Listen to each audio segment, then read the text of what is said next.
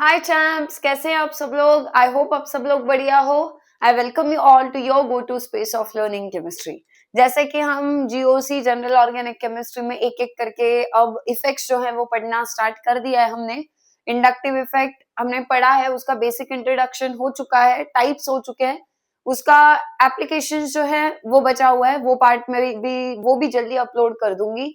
Next आपका है hyper conjugation effect. Hyper conjugation effect पे इससे पहले ऑलरेडी एक वीडियो डल चुका है, वो जो वीडियो है वो देख लेना। उसमें हाइपर कॉन्जुगेशन इफेक्ट की बेसिक आइडिया कैसे करना है, किस तरीके से होता है, होता क्यों है, कौन से इलेक्ट्रॉन्स की शिफ्टिंग होती है, सिग्मा बॉन्ड होता है या पाई बॉन्ड होता है, कौन से बॉन्ड इन्वॉल्व होते हैं, CH बॉन्ड होता है, CC बॉन्ड होता है, या कौन से टाइप का एक्चुअल में हाइपर कॉन्जुगेशन इफेक्ट में हमको रेजोनेंस देखने के लिए मिलता है या कॉन्जुगेशन देखने के लिए मिलता है, उसे हम नो बॉन्ड रेजोनेंस भी बोलते हैं।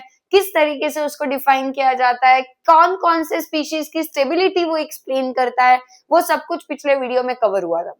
बट जो लास्ट वीडियो है वो बीच में एक्चुअली इंटरप्ट हो गया था, तो वो वीडियो जो अपलोड हो चुका है वहीं से जहां पे हमने वहां पे वो वीडियो अगर हुआ है पॉज जहां पर भी, वहीं से आगे हम कंटिन्यू करें। बेसिकली समझो कि हम एक नए सिरे से शुरू कर रहे हैं। जो मैंने लास्ट वीडियो में कवर किया था वो एक बार फिर से एक्सप्लेन करूंगी, फिर उसी को आगे लेकर हम लोग आगे बढ़ेंगे, ठीक है। सो हाइपर कॉन्जुगेशन इफेक्ट जो है पहला, आप इसको एज एन एप्लीकेशन भी मान सकते हो। ये जो हाइपर कॉन्जुगेशन इफेक्ट है ये क्या एक्सप्लेन करता है, तो ये हमें स्टेबिलिटी ऑफ कार्बोकैटायन एक्सप्लेन करता है। हम एक एक करके कार्बोकैटायन, कार्बन फ्री रेडिकल और एल्कीन्स, इन तीनों के स्टेबिलिटीज को यहाँ पे आज डिस्कस करने वाले हैं। क्योंकि हाइपर कॉन्जुगेशन इफेक्ट का जो मेजर रोल है वो इन्हीं तीनों के स्टेबिलिटीज को एक्सप्लेन करने के लिए कार्बोकैटायन, कार्बन फ्री रेडिकल और एल्कीन। एल्कीन यानी कार्बन कार्बन डबल बॉन्ड की बात हो रही है। अब इन्हीं तीनों को क्यों, ये भी रीजन मैंने बताया था आपको कि ये तीनों में जो कार्बन है दोज आर sp2 हाइब्रिडाइज्ड, और कार्बन sp2 हाइब्रिडाइज्ड होने की वजह से यहाँ पे हमें हाइपर कॉन्जुगेशन इफेक्ट देखने के लिए मिलता है। mtp ऑर्बिटल होगी, उसमें आपका जो इलेक्ट्रॉन्स है उनका शिफ्टिंग होता है सिग्मा CH वाले इलेक्ट्रॉन्स का। इधर सिग्मा CH के इलेक्ट्रॉन्स जो होंगे वो ढूंढने कैसे हैं, उनको मार्क कैसे करना है, उसके लिए एक रेफरेंस ले लेते हैं। कार्बोकैटायन का स्ट्रक्चर बना रही हूं, एक काम करते हैं, जैसे कार्बन की डिग्री मैंने आपको basic principles of organic chemistry में बताया है। कार्बन एटम्स की जो डिग्री है, कार्बन की जो डिग्री होती है 1 डिग्री, 2 डिग्री, 3 डिग्री या मिथाइल, ये 3-4 तरह के आपके कार्बन है हमारे पास। मान लो इन चारों तरह के कार्बन की डिग्री 1 डिग्री, 2 डिग्री, 3 डिग्री, ये कैसे डिफाइन किया जाता है देख लेते हैं एक बार। मान लो अगर आपके पास ये कार्बन है, ये कार्बन अगर कितने बॉन्ड्स बना सकता है हर कार्बन, टोटल कार्बन बना सकता है 4 बॉन्ड्स। मैं आपके पास अलग अलग आपके सामने केसेस ड्रॉ कर रही हूं, ठीक है। उन सब में हम एक बार डिग्री भी रिवाइज कर लेंगे, जिन्होंने नहीं पढ़ा होगा उनके लिए रिवीजन हो जाएगा, यानी उनके लिए अंडरस्टैंडिंग हो जाएगा, और जिन्होंने पढ़ा है उनके लिए एक तरह से रिवीजन हो जाएगा। तो ये बात करते हैं आप, ये रहे मान लो कार्बन। कार्बन आइटम की टेंडेंसी क्या है, 4 बॉन्ड्स बनाने की, तो हर जगह 4-4 का बॉन्ड जो है वो कार्बन के आसपास हमने दिखाए हैं। अब जो बात हो रही है यहाँ पे वो हो रही है कि कार्बन अगर 4 बॉन्ड्स बनाता है तो कार्बन के केस में हम नॉर्मल कार्बन की बात कर रहे हैं क्या, नहीं, हम किसकी बात कर रहे हैं, कार्बोकैटायन की बात कर रहे हैं। और कार्बोकैटायन में क्या होता है कि 4 बॉन्ड नहीं, कार्बोकैटायन जो है वो 3 बॉन्ड बना रहा होगा, यानी यहाँ पे आपको एक एक बॉन्ड हटाना है और कार्बन के ऊपर क्या लगा लेना है बेटा, पॉजिटिव चार्ज लगा लेना है। तो कार्बोकैटायन जो होता है, कार्बोकैटायन का मतलब क्या है, कार्बन विद पॉजिटिव चार्ज, और जब कार्बन पे पॉजिटिव चार्ज होगा तो वो आइडियली 4 बॉन्ड बनाता है जब उस पर कोई चार्ज नहीं आता है। बट जब कार्बोकैटायन होगा तो कार्बोकैटायन आपको 3 बॉन्ड बनाता हुआ दिखेगा। सो ये भी कार्बोकैटायन है, ये भी, ठीक है। बट इनमें कुछ ना कुछ डिफरेंस है, वो स्ट्रक्चर वाइज डिफरेंस क्या है वो मैं आप दिखा रही हूँ। मान लो आपका ये जो कार्बोकैटायन है पहले वाला, इसमें 3 बॉन्ड अभी भी कार्बन के बनाने बचे हैं ना, ठीक है। तो मान लेते हैं यहाँ पे हाइड्रोजन लगा हुआ है, यहाँ पे भी हाइड्रोजन लगा हुआ है, और यहाँ पर भी हाइड्रोजन लगा हुआ है, ठीक है। सेम इस कार्बन पे एक काम करते हैं, 3 हाइड्रोजन थे, इसे हम बोलेंगे मिथाइल कार्बोकैटायन। ये कौन सा है, मिथाइल है। अब मिथाइल ग्रुप का मतलब ही क्या होता है, CH3। CH3, इसको हम क्या बोलेंगे, CH3 होगा। और जब कार्बन पे पॉजिटिव चार्ज होगा तब इसे हम मिथाइल कार्बोकैटायन ऐसा कहेंगे, ठीक है। इसे हम सुपर प्राइमरी भी बुलाते हैं, ठीक है। अब यहाँ जो कार्बन है, कार्बोकैटायन के रिस्पेक्ट में बात हो रही है। ये कार्बोकैटायन पे कितना कार्बन जुड़ा है बेटा, एक, पर बाकी दो जो है वो हाइड्रोजन ही है, मान लो। अब एक काम करते हैं, यहाँ पे दो कार्बन लगा देते हैं, हाइड्रोजन एक ही है फॉर एग्जाम्पल, और यहाँ पे मान लेते हैं कि इस कार्बन के ऊपर 3 और कार्बन एटम्स जुड़े हुए हैं। यहाँ पे कार्बन पे क्या थे, तीनों जगह पे हाइड्रोजन। यहाँ एक हाइड्रोजन को हटा के एक कार्बन आ गया मान लो उसकी जगह, और एक हाइड्रोजन को हटाया और एक कार्बन वाला ग्रुप आ गया यहाँ पे, और एक हाइड्रोजन को हटाया और एक कार्बन वाला ग्रुप आ गया। यानी यहाँ पे हमें ये जो कार्बोकैटायन है उसके 3 बॉन्ड्स अलग अलग ग्रुप्स के साथ बने हुए दिखाई दे रहे हैं। ये है मिथाइल सुपर प्राइमरी, C और उसके ऊपर तीनों H। इसे क्या बोलते हैं बेटा, जब भी ऐसा कोई कार्बन आपके पास होगा जो कार्बन आगे सिर्फ और सिर्फ एक ही कार्बन के साथ डायरेक्टली अटैच्ड होगा, तो ऐसे कार्बन की हम डिग्री क्या बताते हैं, प्राइमरी बताते हैं। वो डिग्री कितनी बोलेंगे इस कार्बन की, 1 डिग्री। तो ये जो कार्बोकैटायन है इसकी डिग्री कितनी है बेटा, 1, इसीलिए इसे बोलेंगे हम प्राइमरी कार्बोकैटायन, ठीक है। ये जो कार्बन है, कार्बोकैटायन वाला जो कार्बन है वो कितने कार्बन से जुड़ा है डायरेक्टली बेटा, 2, क्योंकि एक तो हाइड्रोजन है। तो इस कार्बन की डिग्री क्या बताई जाएगी, इसे हम बोलेंगे 2 डिग्री कार्बोकैटायन, और 2 डिग्री को ही हम क्या बोलते हैं बेटा, सेकेंडरी कार्बोकैटायन, ठीक है। इस कार्बन को देखो अब क्या होगा, अब आप खुद बता सकते हो। जब भी कोई कार्बन 3 और कार्बन से जुड़ा हुआ होता है तो ऐसे कार्बन की डिग्री हम क्या बोलेंगे, 3 डिग्री कार्बोकैटायन है ये, और 3 डिग्री कार्बोकैटायन मतलब ही इसे हम क्या बोल सकते हैं, ये टर्शियरी कार्बोकैटायन है। सो हमारे पास कितने तरह के कार्बोकैटायन है, कार्बोकैटायन पे कोई भी कार्बन नहीं, तीनों हाइड्रोजन मिथाइल, एक carbon primary, 2 carbon secondary, 3 carbon हुए तो टर्शियरी। इससे ज्यादा कार्बन हो सकते हैं क्या बेटा, नहीं, क्यों, क्योंकि कार्बोकैटायन को मैक्सिमम बनाने ही 3 बॉन्ड्स है, 3 से ज्यादा बॉन्ड ही नहीं है, तो 3 से ज्यादा कार्बन यहाँ पे अटैच्ड होंगे ही नहीं, बराबर सी बात है। Methyl primary secondary tertiary. अब कार्बोकैटायन के केस में हमें हाइपर कॉन्जुगेशन इफेक्ट देखने के लिए मिलता है, ये हमको पता है। हाइपर कॉन्जुगेशन इफेक्ट कौन दिखाएगा, कैसे दिखाएगा, एक बार फिर से रिवाइज करते हैं। आपको क्या करना है, पहली स्टेप मैंने क्या कहा था आपको, लास्ट वीडियो में भी एक्सप्लेन किया है। कार्बोकैटायन को पहले तो जहां जहां है उनको सर्कल करके अलग से मार्क कर लो। कौन से कार्बन को अलग से मार्क कर रहे हैं हम, जो कार्बोकैटायन बना रहा है उसी कार्बन को हमने अलग से ऐसे सर्कल कर लिया। सो चारों स्ट्रक्चर्स में मैंने क्या किया है, उस कार्बन को मार्क किया है जो कार्बोकैटायन बना रहा है, यानी जिसपे पॉजिटिव चार्ज है। फिर अगली स्टेप क्या होती है, देखो हाइपर कॉन्जुगेशन इफेक्ट अच्छे से अप्लाई करने के लिए आपको जो मैं स्टेप्स बता रही हूं उन स्टेप्स को एक एक करके फॉलो करते चलो। Same step free radical, same step alkene में भी अप्लाई करने हैं। यहाँ पे ध्यान से समझ लोगे तो आगे दिक्कत नहीं आएगी बिल्कुल भी, तो ध्यान से समझो, ठीक है। अब कार्बोकैटायन को मार्क कर दिया, इससे अगले जो भी डायरेक्टली अटैच्ड कार्बन होंगे, कार्बोकैटायन पे जो भी डायरेक्टली अटैच्ड कार्बन होंगे उन्हें हम बोलते हैं अल्फा कार्बन, उनके ऊपर लेबल करना है अल्फा। इस कार्बोकैटायन पे कोई भी अल्फा कार्बन है क्या, नहीं है, क्योंकि एक भी कार्बन डायरेक्टली अटैच्ड है ही नहीं, इसीलिए यहाँ पे अल्फा कार्बन कितने हो गए बेटा, 0। मिथाइल वाले कार्बोकैटायन में अल्फा कार्बन कितने हैं बेटा, 0 है, ठीक है। यहाँ देखो क्या ये कार्बन डायरेक्टली अटैच्ड है हमारे कार्बोकैटायन से, ये वाला, इसीलिए क्या मैं इस कार्बन को अल्फा कार्बन बोलूंगी, यस। यहाँ पे देखो कितने अल्फा कार्बन है बेटा, 2, और यहाँ पे टर्शियरी वाले में अल्फा कार्बन कितने हैं, 3 अल्फा कार्बन यहाँ पे। तो अल्फा कार्बन प्राइमरी वाले में 1, सेकेंडरी वाले में 2 और टर्शियरी वाले में 3 है। और ये मार्क कैसे की है बेटा, कार्बोकैटायन से जस्ट अगला डायरेक्टली अटैच्ड कार्बन जो होता है उसी को अल्फा कार्बन लेबल करना है। गलती से भी इस कार्बन पे आगे कोई और कार्बन लगा है, 10 कार्बन लगे तो हमें उनको अल्फा मार्क नहीं करना है। अल्फा कार्बन कैसे मार्क करोगे, कार्बोकैटायन से तुरंत नेक्स्ट कार्बन होना चाहिए। यहाँ पे होगा एक ही है इसलिए अल्फा एक ही है, इस पे आगे और 10 कार्बन भी हुए तो हमें उनको अल्फा मार्क नहीं करना है। याद रखो डायरेक्टली अटैच्ड कार्बन, जो भी पहला डायरेक्टली अटैच्ड कार्बन होगा only that is alpha alpha alpha alpha alpha alpha. ठीक है, इस तरीके से अल्फा कार्बन मार्क करना है। पहले एक काम करो, इतना ड्रॉ कर लो, फिर आगे कंटिन्यू करते हैं।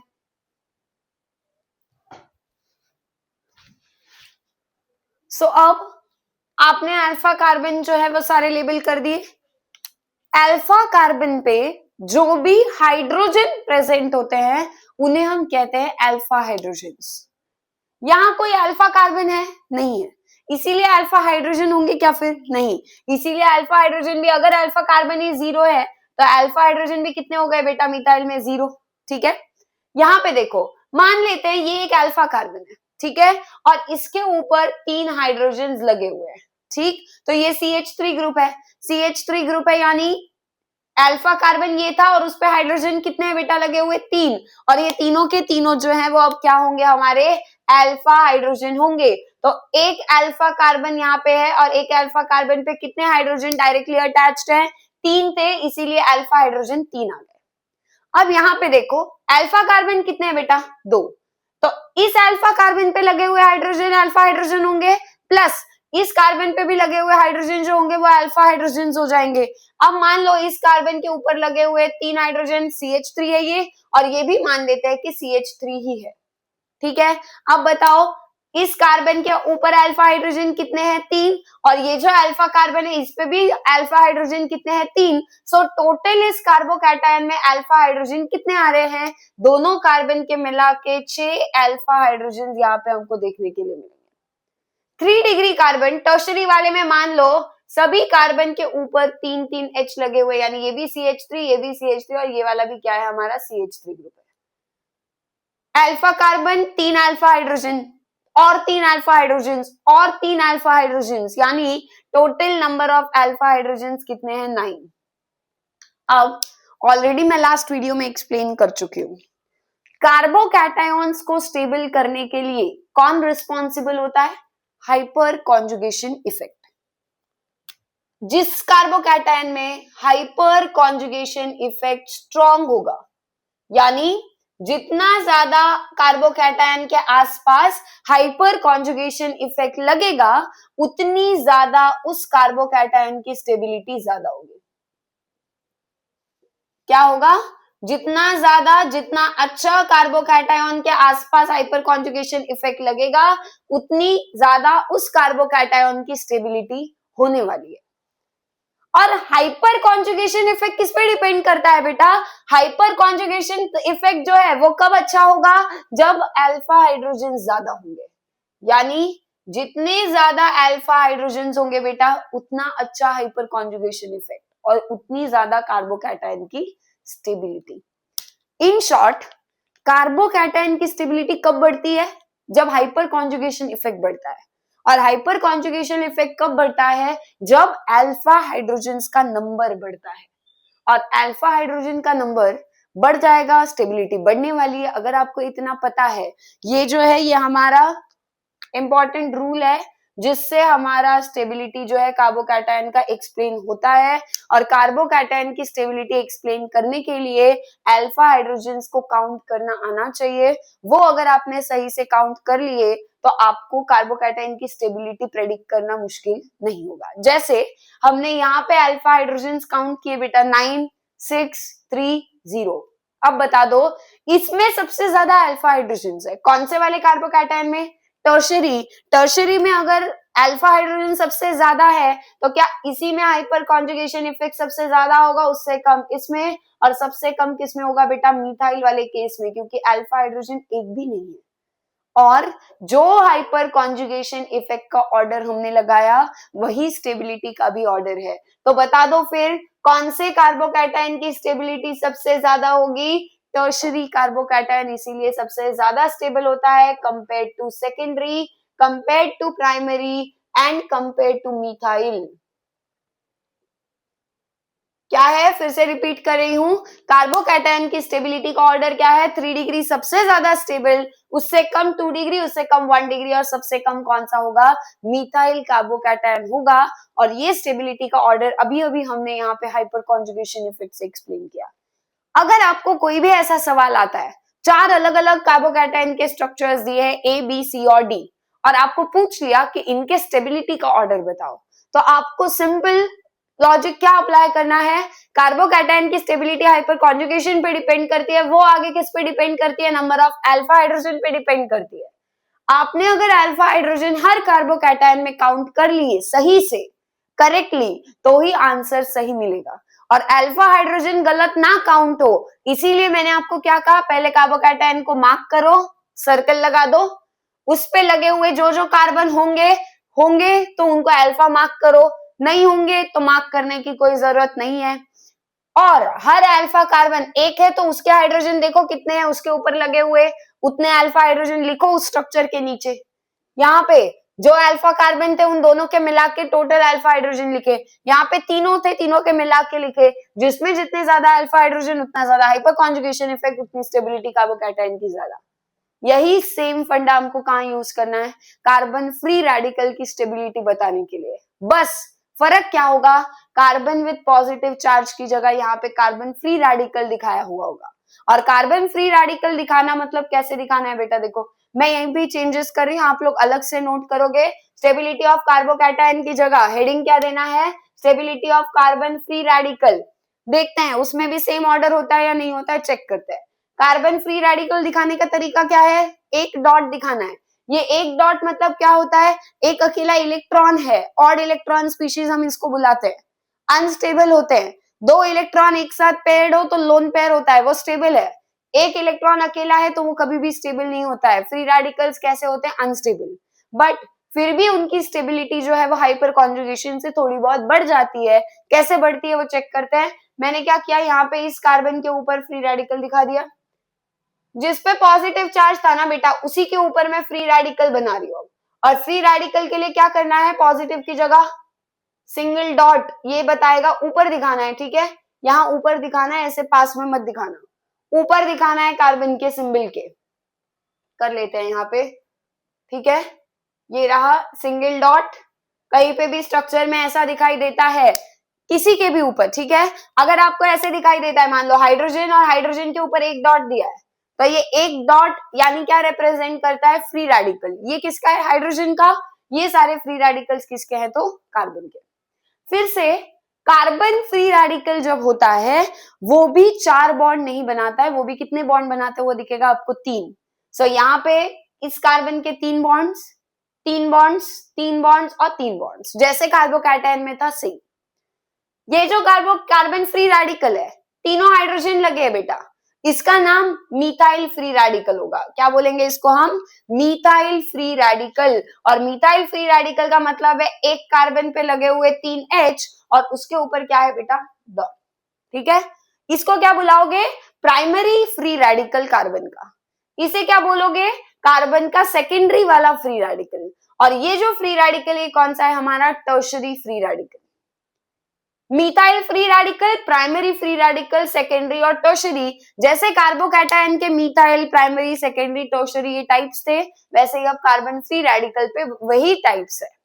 किसके बेसिस पे निकाला, कार्बन फ्री रेडिकल वाला कार्बन अगर सिर्फ एक ही कार्बन से जुड़ा हुआ होगा तो प्राइमरी, 2 कार्बन से जुड़ा होगा तो सेकेंडरी, 3 कार्बन से जुड़ा हुआ होगा तो टर्शरी।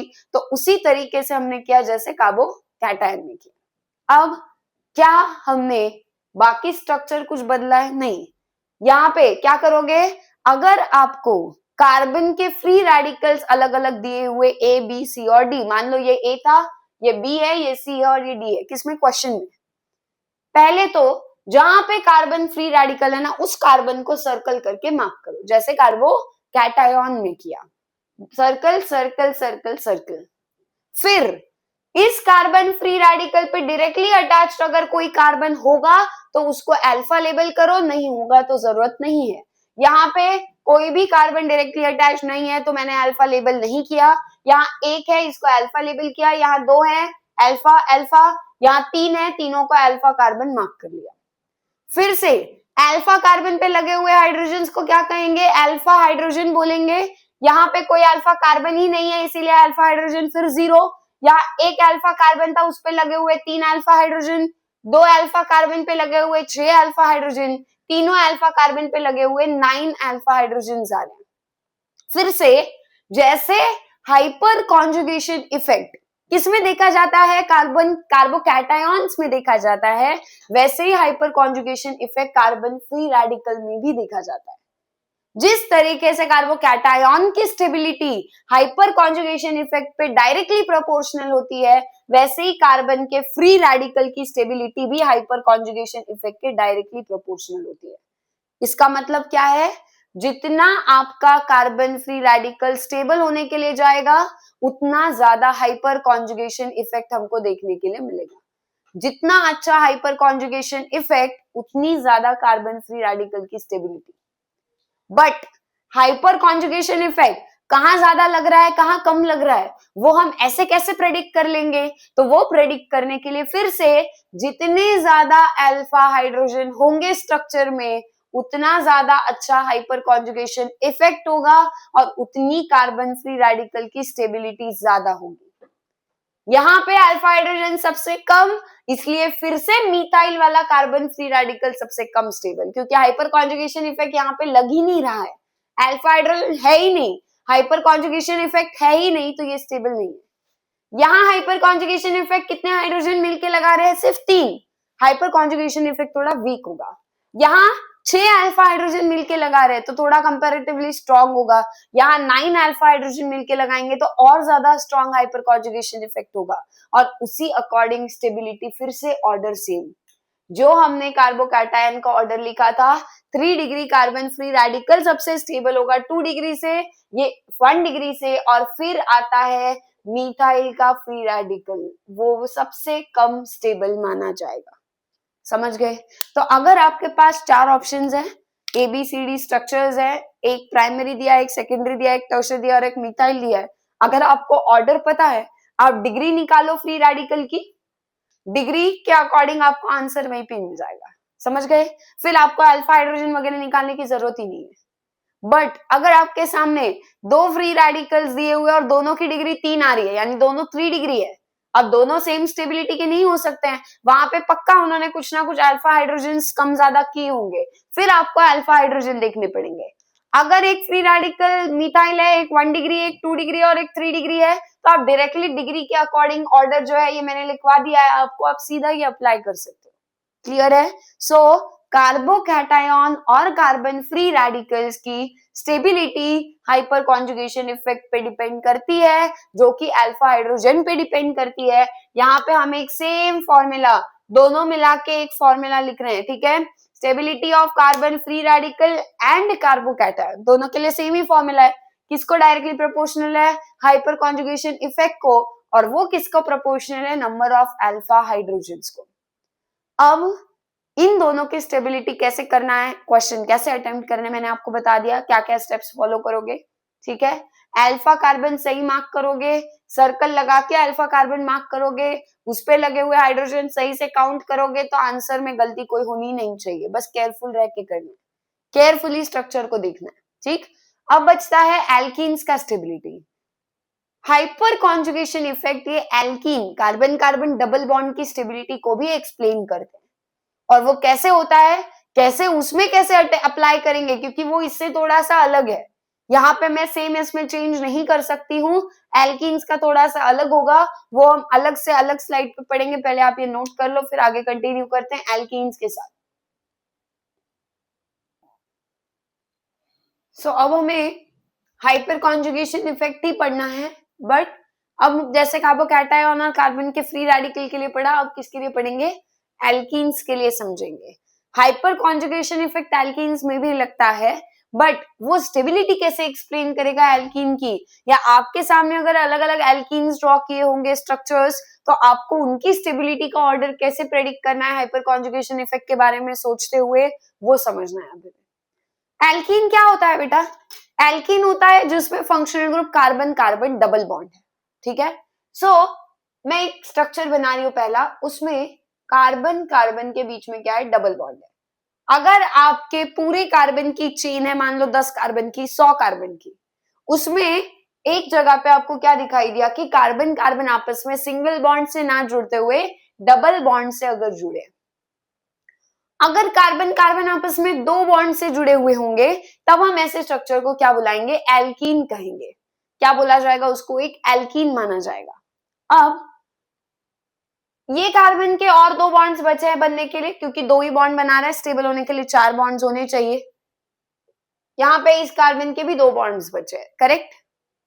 दूसरा एक स्ट्रक्चर ड्रॉ करिए, ये कंपेयर करना है हमको, ठीक है। इनमें कुछ ना कुछ डिफरेंस ऑब्वियसली होगा, वो क्या डिफरेंस है वो मैं एक्सप्लेन करती हूँ, बट पहले मैं एक बेसिक स्केलेटन बना रही हूँ।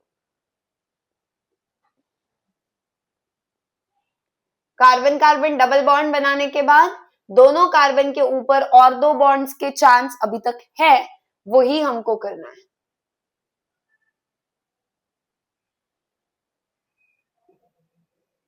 पहले ये देखते हैं, ठीक है। कार्बन कार्बन के ऊपर डबल बॉन्ड के बाद दो बॉन्ड्स का चांस और भी है। इस कार्बन पे भी दो बॉन्ड बचे, इस कार्बन के भी दो बॉन्ड अभी तक बचे हैं। हमने किसके साथ बने वो यहाँ पे दिखाया अभी तक नहीं। मान लो क्या ऐसा हो सकता है कि ये कार्बन के ऊपर, दोनों भी कार्बन के ऊपर जो ये चार जगहें खाली है वहां पे सारे के सारे हाइड्रोजन्स लगे हो, बिल्कुल हो सकता है। और क्या पॉसिबिलिटी है, हो सकता है तीन जगह पे हाइड्रोजन हो और एक जगह पे क्या होगा, कार्बन वाला कोई तो ग्रुप जुड़ा हुआ होगा। यहाँ पे क्या जुड़ा है, मान लेते हैं कार्बन का कोई ग्रुप जुड़ा है।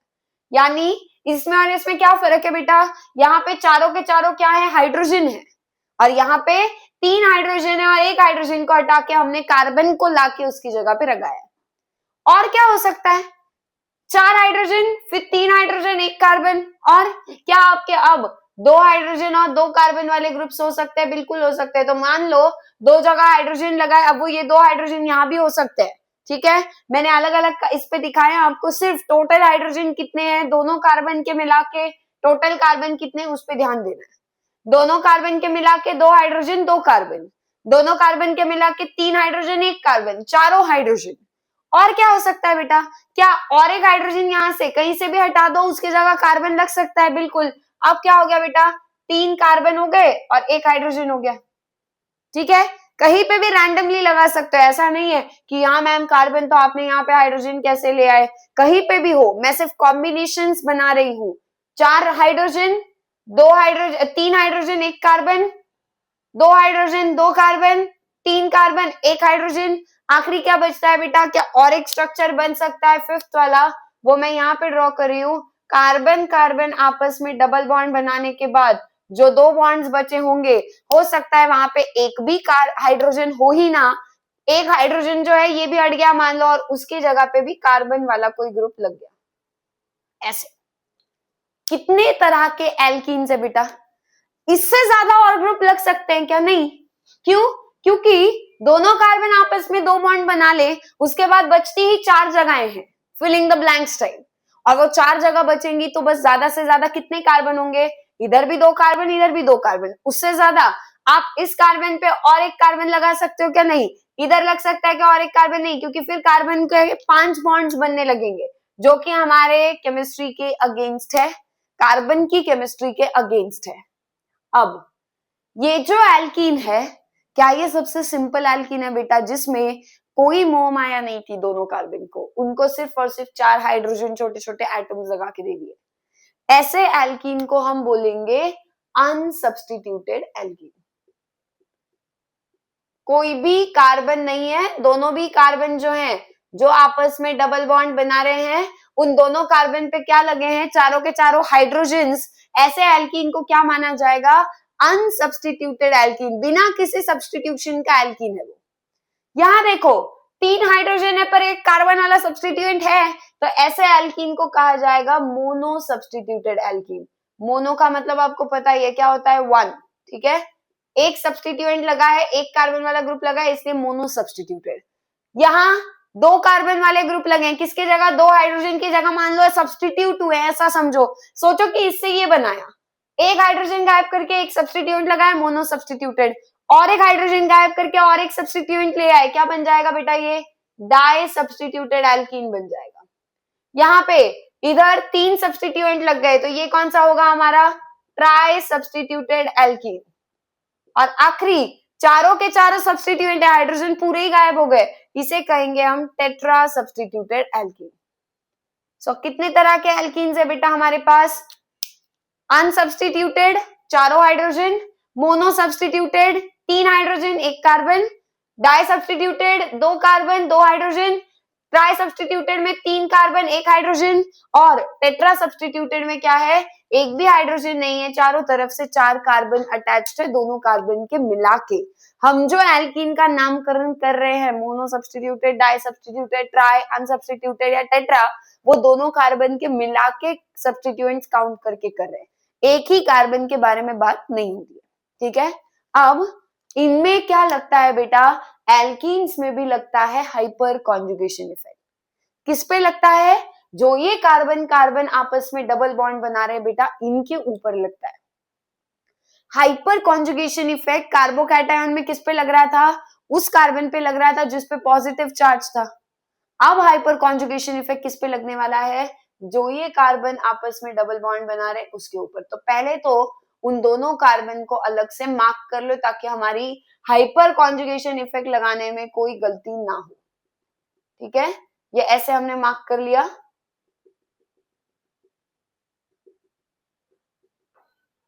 सारे जो है क्या करना है, हर एक स्ट्रक्चर में आप लोग भी साइमल्टेनियसली करते चलो।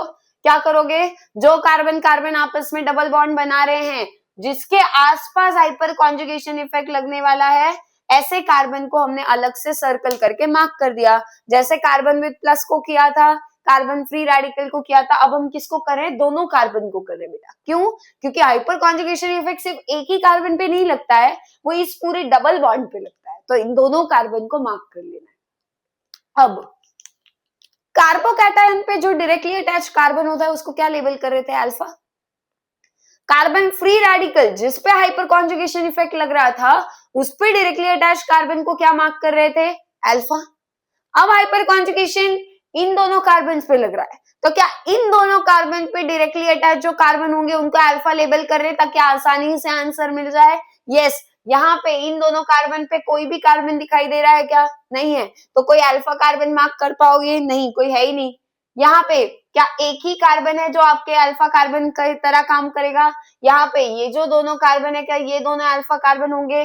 यहाँ पे क्या ये तीनों कार्बन जो है वो अल्फा कार्बन का काम करेंगे? और यहाँ पे तो 4 अल्फा कार्बन है, चारों को लेबल कर लिया। अब काम आसान हो जाएगा। यहाँ पे अल्फा कार्बन कितने हैं? 0 अनसब्स्टिट्यूटेड एल्कीन। अनसब्स्टिट्यूटेड एल्कीन में 0 अल्फा कार्बन है। मोनो सब्स्टिट्यूटेड एल्कीन में 1 अल्फा कार्बन है। डाई सब्स्टिट्यूटेड एल्कीन में 2 अल्फा कार्बन है। ट्राई सब्स्टिट्यूटेड एल्कीन में 3 अल्फा कार्बन है और टेट्रा सब्स्टिट्यूटेड एल्कीन में 4 अल्फा कार्बन है। अब बात क्या आती है? देखो, एक फॉर्मूला और एक है वो याद कर लो, स्टेबिलिटी ऑफ एल्कीन्स। कब कोई एल्कीन ज्यादा स्टेबल होगा बेटा? एल्कीन की स्टेबिलिटी बढ़ती है जब हाइपर कॉन्जुगेशन इफेक्ट ज्यादा लगता है। जितना अच्छा, जितना ज्यादा हाइपर कॉन्जुगेशन इफेक्ट, जितना स्ट्रॉन्ग हाइपर कॉन्जुगेशन इफेक्ट, उतनी एल्कीन की स्टेबिलिटी ज्यादा। और हाइपर कॉन्जुगेशन इफेक्ट फिर से कैसे निकालोगे बेटा? नंबर ऑफ अल्फा हाइड्रोजन से। जितने अल्फा हाइड्रोजन ज्यादा, उतना हाइपर कॉन्जुगेशन इफेक्ट तगड़ा लगेगा, उतनी एल्कीन की स्टेबिलिटी ज्यादा होगी। अल्फा हाइड्रोजन काउंट कैसे करने हैं? क्या अल्फा कार्बन पे लगे हुए हाइड्रोजन को अल्फा हाइड्रोजन बोला जाएगा? यस। तो मान लो इस कार्बन के फिलहाल कितने बॉन्ड बन रहे हैं बेटा? एक ही। तो बचे हुए 3 कंसीडर कर लेते हैं हाइड्रोजन। यहाँ पे ये कार्बन का भी एक ही बॉन्ड बन रहा है, बचे हुए 3 हाइड्रोजन। इसके भी एक ही बॉन्ड बना है तो बचे हुए 3 हाइड्रोजन। सपोज करते हैं 2 भी हो सकते हैं, 1 भी हो सकता है, ठीक है। यहाँ पे हम 3 देख रहे हैं डायरेक्टली, और हो सकता है यहाँ 2 हाइड्रोजन है और यहाँ पे कार्बन की चेन आगे लगी हुई हो, पॉसिबिलिटी है। यहाँ पे तीनों कार्बन पे मान लेते हैं 3-3 हाइड्रोजन जो है वो अटैच्ड है ऐसे, और यहाँ पे भी चारों कार्बन के ऊपर मान लेते हैं हाइड्रोजन कितने हैं? 3-3 हाइड्रोजन अटैच्ड है इस तरीके से, ठीक है। अब अल्फा कार्बन आपने मार्क कर लिए हैं, क्या अल्फा हाइड्रोजन मार्क कर लेंगे? यस। अल्फा हाइड्रोजन देखो, अल्फा कार्बन पे लगे हुए हाइड्रोजन अल्फा हाइड्रोजन होंगे। इस पे कितने हाइड्रोजन है? 3। तो एक अल्फा कार्बन है और उस पे अल्फा हाइड्रोजन कितने बेटा? 3। ठीक है। इस स्ट्रक्चर में मैं आपको फिर से रिपीट कर रही हूं, आपके सामने जो स्ट्रक्चर दिया जाएगा आप उसमें चेक करके अल्फा हाइड्रोजन काउंट करोगे। हर बार अगर अल्फा कार्बन एक है तो इसका मतलब ये नहीं कि उस पे सारे के सारे हाइड्रोजन लगाकर ही देंगे, अलग अलग भी हो सकता है। ठीक है, तो आपको यहाँ फिलहाल 3 है इसलिए मैंने 3 लिखा है, हर बार ऐसा ही होगा ऐसा नहीं है। तो आप ध्यान से देखना, अल्फा कार्बन पे कितने हाइड्रोजन है वो काउंट करके लिख दो। यहाँ पे अल्फा कार्बन ही 0 है तो अल्फा हाइड्रोजन भी कितने हुए बेटा, 0 ही हुए। यहाँ अल्फा कार्बन 2 है और दोनों के फिलहाल मिला के कितने, इसके 3 इसके 3, कितने हुए अल्फा हाइड्रोजन बेटा, 6 हो रहे हैं। यहाँ पे तीनों अल्फा कार्बन के मिला के अल्फा हाइड्रोजन कितने हो रहे हैं, 9। और यहाँ पे चारों अल्फा कार्बन के मिला के अल्फा हाइड्रोजन कितने हो रहे हैं, 12। ये फिलहाल के स्ट्रक्चर के अकॉर्डिंग मैंने निकाला है।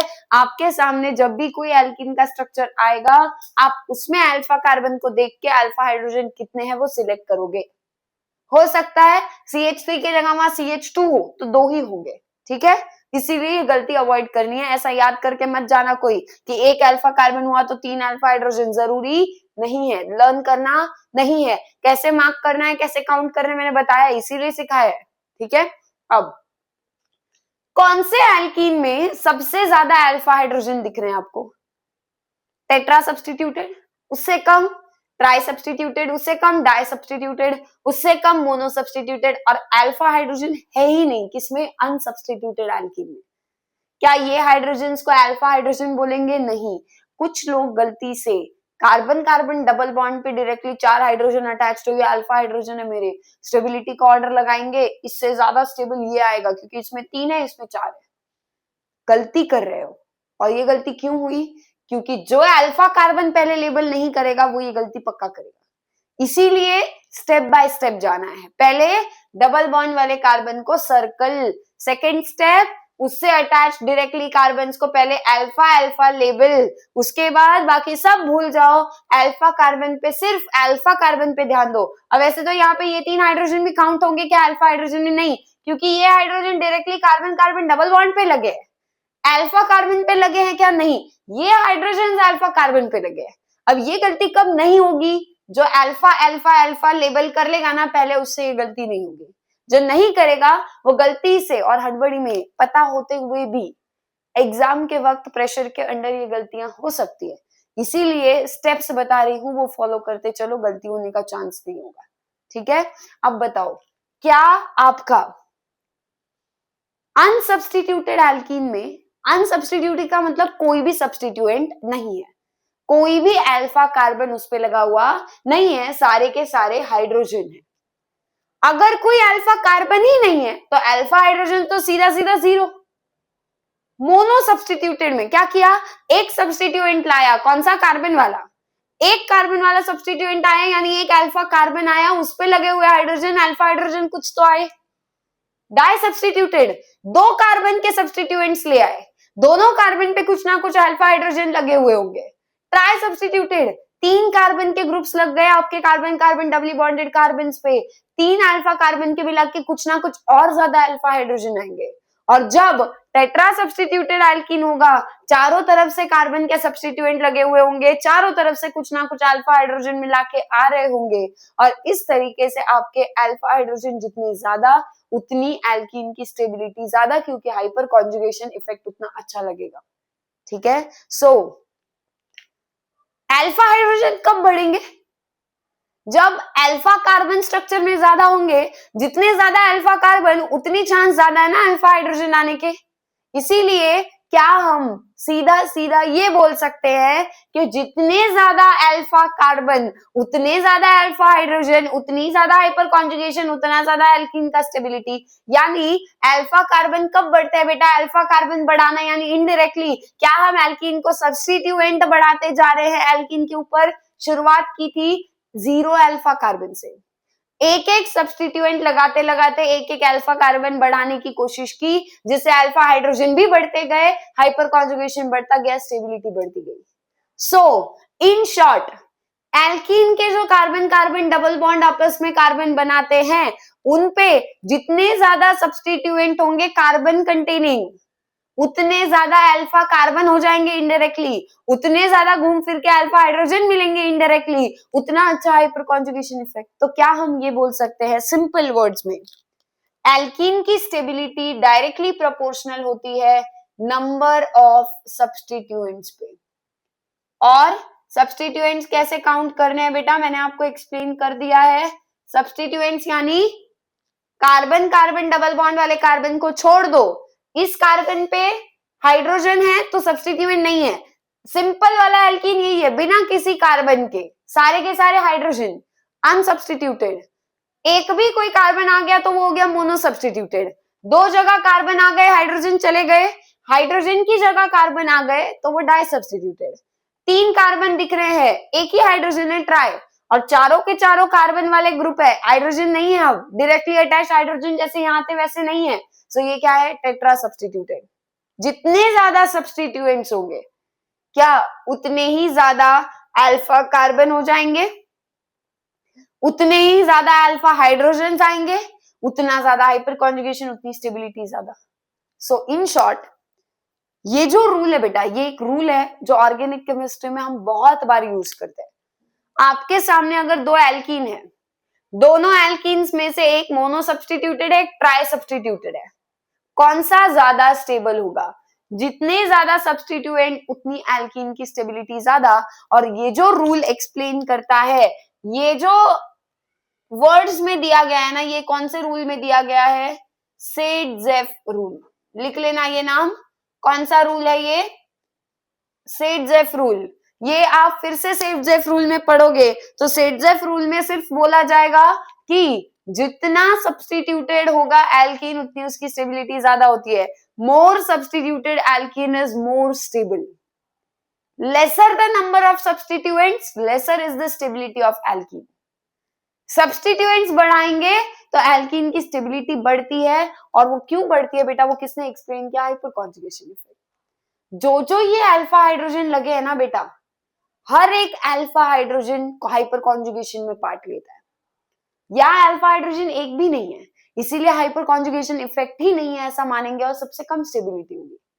यहाँ अल्फा हाइड्रोजन 3 है, तीनों हाइपर कॉन्जुगेशन में पार्ट लेंगे, इसीलिए 3 के अकॉर्डिंग स्टेबिलिटी होगी।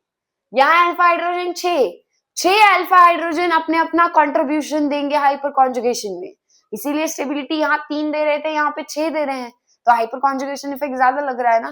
तो हाइपर कॉन्जुगेशन इफेक्ट ढूंढना यानी इनडायरेक्टली एक अल्फा हाइड्रोजन एक हाइपर कॉन्जुगेटिंग स्ट्रक्चर बनाता है। तो सोच लो, जितने ज्यादा अल्फा हाइड्रोजन बढ़ाओगे उतने हाइपर कॉन्जुगेटिंग स्ट्रक्चर ज्यादा आएंगे और उतनी स्टेबिलिटी एल्कीन की हो, चाहे कार्बोकैटायन की हो, चाहे कार्बन फ्री रेडिकल की हो, बढ़ेगी। ऐसे क्वेश्चंस, हाइपर कॉन्जुगेशन पे बेस्ड क्वेश्चंस को अटेम्प्ट करना है without mistake. So what you need to do is, पहले आपको जो स्टेप्स बोले, अल्फा कार्बन सही से ढूंढ लो, अल्फा हाइड्रोजन सही से ढूंढ लो, बाकी सब सही आएगा। समझ गए? फटाफट ये नोट करो।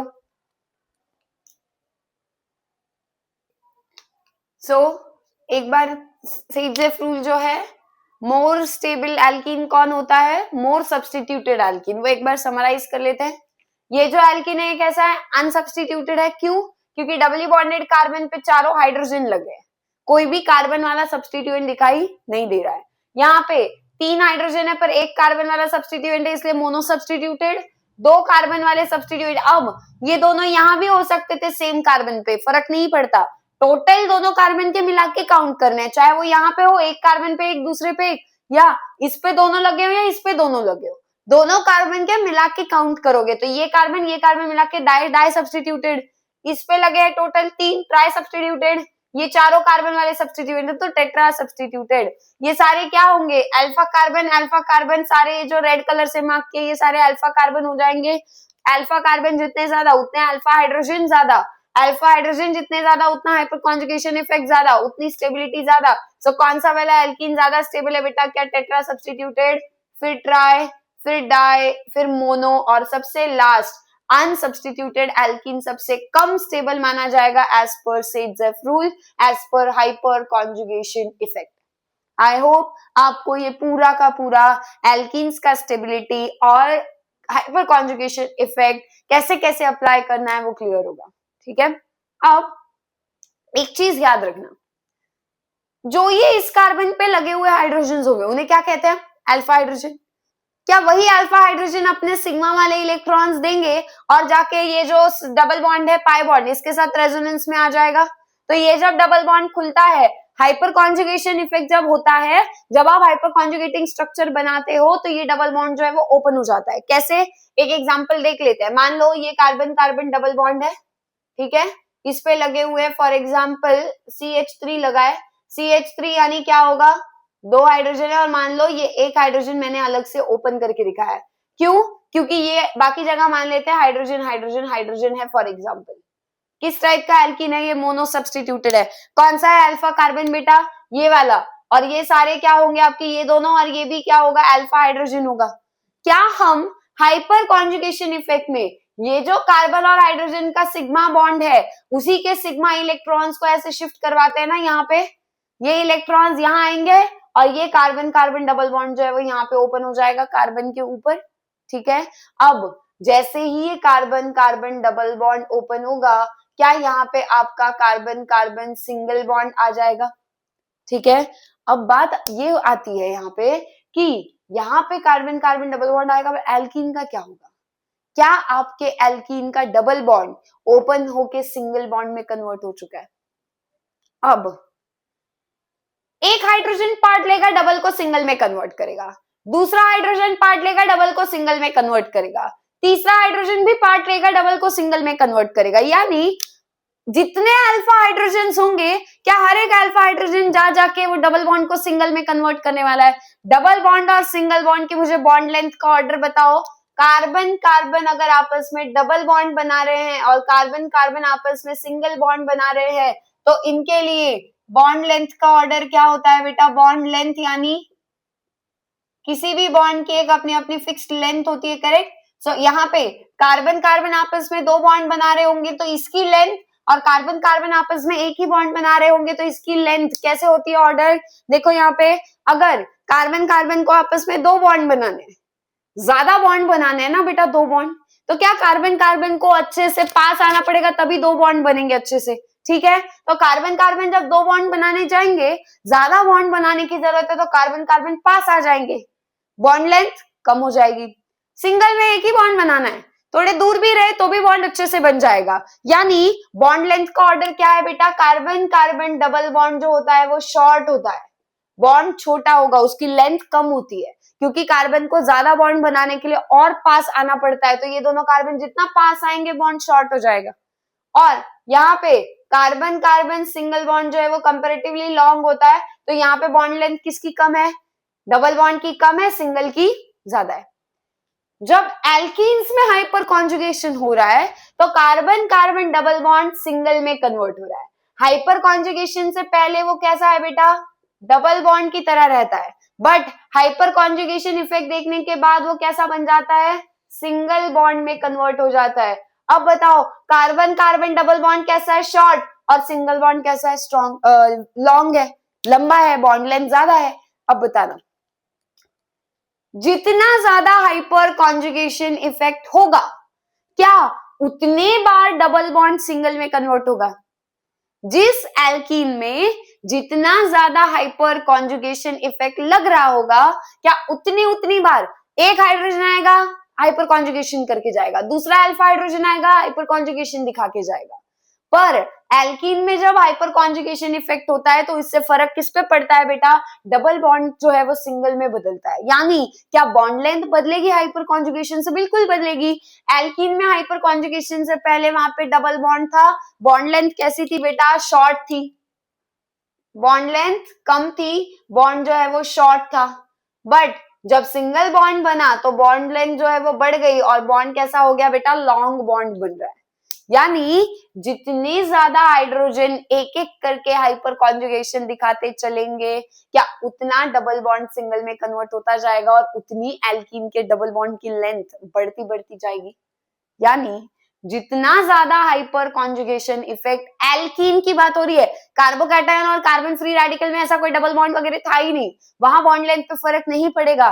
फर्क किस पे पड़ रहा है बेटा? एल्कीन के इस कार्बन कार्बन डबल बॉन्ड पे पड़ रहा है। मान लो हाइपर कॉन्जुगेशन ना होता, जैसे अनसब्स्टिट्यूटेड एल्कीन में होता है, हाइपर कॉन्जुगेशन होता ही नहीं है, डबल बॉन्ड डबल की तरह ही रहेगा, बॉन्ड लेंथ कम की कम ही रहेगी, बढ़ेगी क्या, नहीं, क्योंकि वहां डबल से सिंगल बन ही नहीं रहा है। डबल से सिंगल बनता कब है, जब हाइपर कॉन्जुगेशन इफेक्ट होता है। हाइपर कॉन्जुगेशन इफेक्ट जितना ज्यादा, क्या उतना डबल बॉन्ड सिंगल में कन्वर्ट होने का चांस ज्यादा, और उतनी बॉन्ड लेंथ क्या होती जाएगी, बढ़ती जाएगी। यानी एल्कीन्स के लिए क्या कह सकते हैं, जितना ज्यादा किसी एल्कीन में हाइपर कॉन्जुगेशन इफेक्ट जितना ज्यादा लगेगा, उतनी बॉन्ड लेंथ जो है वो एल्कीन की बढ़ती जाएगी, क्योंकि उतना ही डबल बॉन्ड सिंगल में कन्वर्ट होता जाएगा। इसीलिए एल्कीन्स के डबल बॉन्ड की बॉन्ड लेंथ पे भी फर्क पड़ता है due to hyper conjugation effect, ये भी एक एप्लीकेशन है। अब टेट्रा सब्स्टिट्यूटेड एल्कीन में सबसे ज्यादा है ना क्या, हाइपर कॉन्जुगेशन इफेक्ट, तो क्या इसी एल्कीन में डबल बॉन्ड बार बार जितने हाइपर कॉन्जुगेशन इफेक्ट होंगे, हर अल्फा हाइड्रोजन आएगा हाइपर कॉन्जुगेशन देकर जाएगा, क्या उतनी बार डबल बॉन्ड सिंगल में कन्वर्ट होगा और उतनी बॉन्ड लेंथ बढ़ती जाएगी क्या, तो इस केस में बॉन्ड लेंथ ज्यादा, इसमें कम, इसमें और कम, इसमें और कम, और इसमें सबसे कम। अभी बताया, या तो हाइपर कॉन्जुगेशन है ही नहीं, डबल से सिंगल होगा ही नहीं, डबल का डबल रहेगा मतलब बॉन्ड शॉर्ट ही रहेगा, यहाँ पे वो जो है वो लॉन्ग हो जाएगा। बॉन्ड जितना लंबा होता है उतना वीक बॉन्ड होता है, तो यहाँ पे जो बॉन्ड होगा वो कंपैरेटिवली वीक होगा। यहाँ डबल बॉन्ड, दो बॉन्ड है, एटम ने दो बॉन्ड, कार्बन कार्बन आपस में दो बॉन्ड से एक दूसरे को पकड़ के रखा है, कस के पकड़ के रखेंगे, बॉन्ड तोड़ना आसान होगा क्या, नहीं, पर सिंगल वाले में थोड़ा दूर है, एक तो दूरियां पहले ही है क्योंकि लॉन्ग बॉन्ड है, बॉन्ड तोड़ना आसान है, कार्बन कार्बन सिंगल बॉन्ड आसानी से टूट जाता है, इसीलिए हम बोल सकते हैं कि ये कैसा हुआ बेटा, वीक बॉन्ड है कंपैरेटिवली। डबल बॉन्ड टूटेगा आसानी से नहीं, क्यों, क्योंकि एक तो बॉन्ड ज्यादा है, एटम्स क्लोज है। आप भी सोचो, दो दोस्त, बॉन्ड अच्छा खासा है, बाहर से कोई आके आसानी से तोड़ सकता है क्या उनको, नहीं, दो बॉन्ड यानी बॉन्ड तगड़ा है, 2 साल की बॉन्डिंग है समझो, ये 1 साल की बॉन्डिंग है, कौन तोड़ सकता है, थोड़ा कंपैरेटिवली वीक होगा। 2 साल की बॉन्डिंग यानी कंपैरेटिवली ये बॉन्ड कैसा होगा आपका, स्ट्रॉन्ग होगा, ठीक है। बॉन्ड टूटेगा कौन सा आसानी से, जो वीक है, 1 ही साल हुआ है इनको 2 साल हो चुके हैं, ऐसा मानना है, ये सिर्फ बॉन्डिंग समझने के लिए, ऑब्वियसली 2 साल 1 साल ऐसे carbon carbon double single bond के लिए नहीं बोल सकते हैं, वो क्या है, आपके नंबर ऑफ बॉन्ड्स अलग है, यानी बॉन्ड कितने बन रहे हैं, 1 बन रहा है, 2 बन रहा है, 3 बन रहे हैं, कार्बन कार्बन का ट्रिपल बॉन्ड भी बनता है। अब मुझे एक बात बताओ, आप खुद सोचना और आंसर कर लेना इसके लिए, डबल बॉन्ड से और एक बॉन्ड ज्यादा बन रहा है, क्या कार्बन कार्बन को 3 बॉन्ड बनाना है, 3 बॉन्ड यानी और ज्यादा, और तीसरा भी बॉन्ड बनाने के लिए जब वो और पास आएंगे तभी वो बॉन्डिंग होगी ना अच्छे से, यानी क्या इसमें ये कार्बन कार्बन और पास होंगे तो बॉन्ड की लेंथ क्या आएगी, क्या इससे भी कम आएगी, तो क्या हम ये बोल सकते हैं कि कार्बन कार्बन ट्रिपल बॉन्ड तो और शॉर्ट है, इसको हम शॉर्टेस्ट मान ले, फिर ये लॉन्ग, ये बीच में आएगा शॉर्ट, और उससे भी कम किसका है बेटा, कार्बन कार्बन ट्रिपल बॉन्ड की लेंथ और कम होती है क्योंकि और ज्यादा बॉन्डिंग है, और ट्रिपल बॉन्ड 3 साल हो चुके हैं बॉन्ड बनते बनते, 3 साल में बॉन्डिंग और स्ट्रांग हो जाएगी ना, तो ये जो होगा क्या हम इसको स्ट्रॉन्गेस्ट बॉन्ड मान सकते हैं, ठीक है। तो इस तरीके से हम बॉन्ड्स को कंपेयर कर सकते हैं, जितने ज्यादा बॉन्ड उतने एटम्स पास आएंगे, उतनी बॉन्ड की लेंथ कम होगी, और एटम जितने पास होंगे बेटा, जितने ज्यादा बॉन्ड वो बना रहे होंगे, उतना बॉन्ड को तोड़ना मुश्किल है, उतना वो बॉन्ड स्ट्रांग होगा। हाइपर कॉन्जुगेशन इफेक्ट जब एल्कीन में लगता है, एल्कीन्स का डबल बॉन्ड सिंगल में कन्वर्ट होता है, जितनी बार डबल बॉन्ड सिंगल में कन्वर्ट होगा उतना वो वीक होगा, उतनी उसकी लेंथ बढ़ जाएगी, क्योंकि डबल से सिंगल बॉन्ड जाता है जब, तो बॉन्ड लेंथ बढ़ जाती है, कार्बन कार्बन थोड़े दूर हो जाएंगे। जितना हाइपर कॉन्जुगेशन इफेक्ट ज्यादा, हाइपर कॉन्जुगेशन इफेक्ट अगर एल्कीन में ज्यादा लगेगा, हाइपर कॉन्जुगेशन इफेक्ट लगने से क्या डबल बॉन्ड सिंगल में कन्वर्ट होने का चांस ज्यादा होगा, उसी में डबल बॉन्ड ज्यादातर सिंगल में कन्वर्ट हो रहा होगा, और जितना डबल बॉन्ड सिंगल में कन्वर्ट होता जाएगा उतनी बॉन्ड लेंथ कार्बन कार्बन की बढ़ती जाएगी। सो ये भी एक तरीके से हमारा एप्लीकेशन हुआ किसका, हाइपर कॉन्जुगेशन इफेक्ट का। हाइपर कॉन्जुगेशन इफेक्ट कौन दिखाता है बेटा, CH वाला सिग्मा बॉन्ड दिखाता है, CH वाला सिग्मा बॉन्ड दिखाता है, तो क्या हाइड्रोजन के और आइसोटोप्स भी होते हैं क्या, होते हैं ना, हाइड्रोजन के और कौन कौन से आइसोटोप्स है, H तो है ही है, साथ में क्या वहां पे ड्यूटेरियम और ट्रिशियम। हाइड्रोजन कैसे दिखाते हैं हम? H। उसका दूसरा आइसोटोप ड्यूटेरियम कैसे दिखाते हैं? कैपिटल D से। तीसरा आइसोटोप ट्रिशियम कैसे दिखाते हैं? कैपिटल T से। ये तीनों क्या है बेटा? आपके हाइड्रोजन के ही आइसोटोप्स है। अगर कार्बन हाइड्रोजन का बॉन्ड हाइपर कॉन्जुगेशन इफेक्ट में पार्टिसिपेट करता है, कौन सा? कार्बन हाइड्रोजन का सिग्मा बॉन्ड, तो क्या हाइड्रोजन का दूसरा आइसोटोप जो है ड्यूटेरियम वाला वो भी करेगा पार्टिसिपेट? करेगा, क्यों नहीं करेगा। और अगर आपको कार्बन के ऊपर ट्रिशियम दिखाई दिया, क्या जैसे अल्फा हाइड्रोजन पार्ट लेता है आपका हाइपर कॉन्जुगेशन में, क्या वैसे ही कार्बन का हाइड्रोजन का ही आइसोटोप है बेटा, एक तरीके से है, ये हाइड्रोजन ही है। तो हाइड्रोजन हो चाहे ड्यूटेरियम हो चाहे ट्रिशियम हो, तीनों भी हाइपर कॉन्जुगेशन में पार्ट लेंगे, बट हाइपर कॉन्जुगेशन दिखाने की पावर जो है या टेंडेंसी जो है वो अलग अलग है। सबसे ज्यादा हाइपर कॉन्जुगेशन इफेक्ट दिखाता है CH वाला बॉन्ड, उससे थोड़ा कम चांस है CD बॉन्ड का, और सबसे कम चांस है CT बॉन्ड का। जैसे H दिखाता है हाइपर कॉन्जुगेशन, उसके बाकी दोनों आइसोटोप्स D और T ड्यूटेरियम ट्रिशियम भी दिखाते हैं, बट सबसे स्ट्रॉन्ग CH, उससे कम थोड़ा CD, और सबसे कम किसमें होता है वो? CT यानी ट्रिशियम में होता है। ये भी एक ऑर्डर है, ये इंपॉर्टेंट है, इस पे थोड़ा स्टार लगा लेना, याद रखना। आपको 4 मॉलिक्यूल्स दिए हैं, स्ट्रक्चर पूरा सेम है, पर एक जगह अल्फा हाइड्रोजन है, एक जगह अल्फा ड्यूटेरियम है, और एक जगह अल्फा ट्रिशियम है।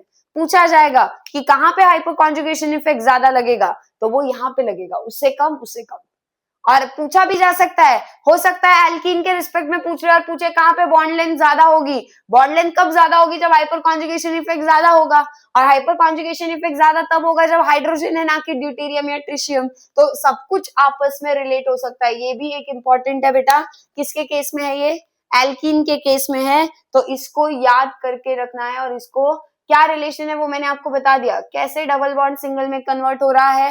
हाइपर कॉन्जुगेशन एल्कीन में होगा तो डबल से सिंगल बनेगा ही बनेगा, बॉन्ड लेंथ बढ़ने ही वाली है, पर बॉन्ड लेंथ कब ज्यादा बढ़ेगी? जब हाइपर कॉन्जुगेशन इफेक्ट ज्यादा होगा। इस तरीके से ये कुछ आपके मेन एप्लीकेशंस थे, सेट-जेफ रूल, बॉन्ड लेंथ वाला, ये सारे एप्लीकेशंस आपको हाइपर कॉन्जुगेशन इफेक्ट के लिए पढ़ के रखने हैं। जहां जहां स्टार लगाने को बोला है ये स्टार लगाओ, ये भी इस पे भी स्टार लगा लेना बेटा। ये जो ऑर्डर लिखा है ना हमने टेट्रा ट्राई डाइज मोनो अन के लिए, ठीक है, इस पे भी स्टार लगा लो। और ये जो मैंने फॉर्मूले कार्बोकैटायन फ्री रेडिकल के लिए लिखा है, और ये तीसरा फॉर्मूला एल्कीन के लिए लिखा है, ठीक है। ये सारे फॉर्मूले एक साथ फिर से एक बार मेन समरी करके बना लो, स्टार वाले और फॉर्मूले, बस वो उतना ही लिखो, बाकी ज्यादा लिखना नहीं है।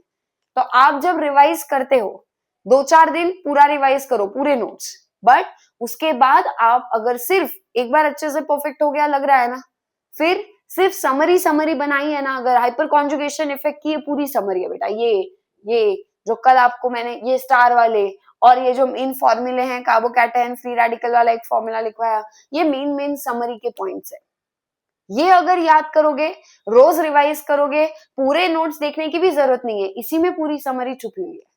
तो अगर वक्त कम है तो समरी लिखी हुई होगी ना, तो उतना पढ़ के भी हाइपर कॉन्जुगेशन रिवाइज होगा। बट टाइम है तो अच्छे से पूरे नोट्स पढ़ो, पूरा हाइपर कॉन्जुगेशन समझो। समझ गए? तो समरी बनाना क्यों इंपॉर्टेंट है बेटा? वक्त कम है तो फिर आप लोग सिर्फ समरी से भी पूरा आपका इंपॉर्टेंट पॉइंट्स उसमें हैं, सारे स्टार मार्क, सारे इंपॉर्टेंट फॉर्मूले सब उसमें हैं। तो अगर वो कर लोगे ना तो फिर आपका समरी इन शॉर्ट पूरा रिवीजन हो ही गया एक तरीके से। समझ गए? सो इसी तरीके से हमारा हाइपर कॉन्जुगेशन इफेक्ट पूरा होता है।